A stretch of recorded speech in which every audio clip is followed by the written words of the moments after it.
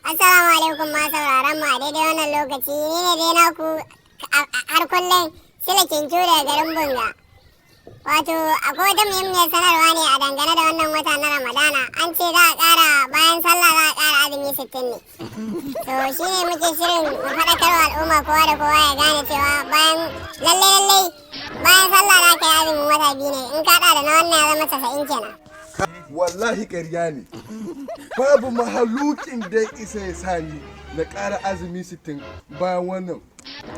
Ba majalisar ɗinkin duniya ba.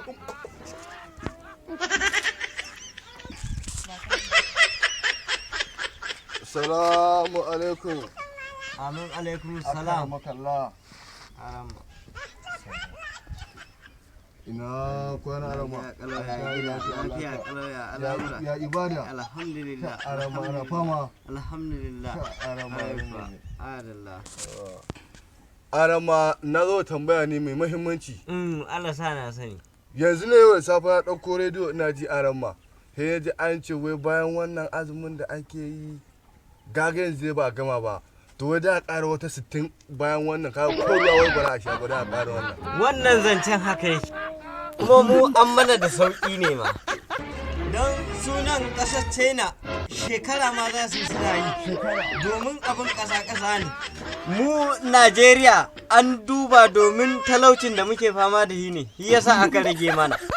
To fa ni aka rama kallon gaskiya ba dan iya ba dan haka dan yi ridda in koma Kirista. Na tsohon wannan watannin idan an gama yana da wakon musulunci ai hakan dai yi ko Da hakan kai ma ya fi. hakan dai Don wallahi abin ya dame mu wallahi. to aka rama laban ji hakan dai Ni yi ma dai abin gahi don nan ko ba dai. sa gajeren wandan nan To ba Ko ba zuwa matsala coci. kakkara mu. Salamu alaikum Adama. Amin alaikum salam. Alhaji ne? Dawo ta nan. Dawo ta nan. Dawo ta nan. Dawo ta nan. Malam wallahi mutane suna da matsala. To me ya faru?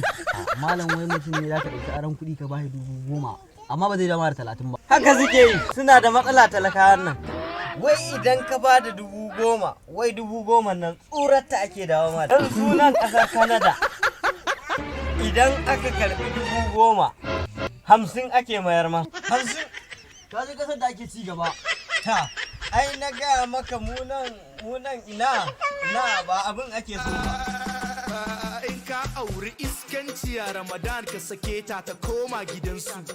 Za a raba aljanna Ramadan wanda Allah ya taimake su.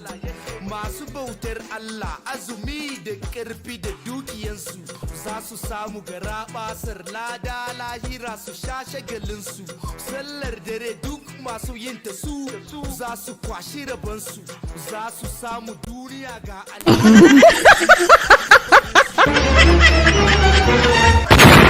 Danna subscribe sannan ku danna alamar ƙararrawa.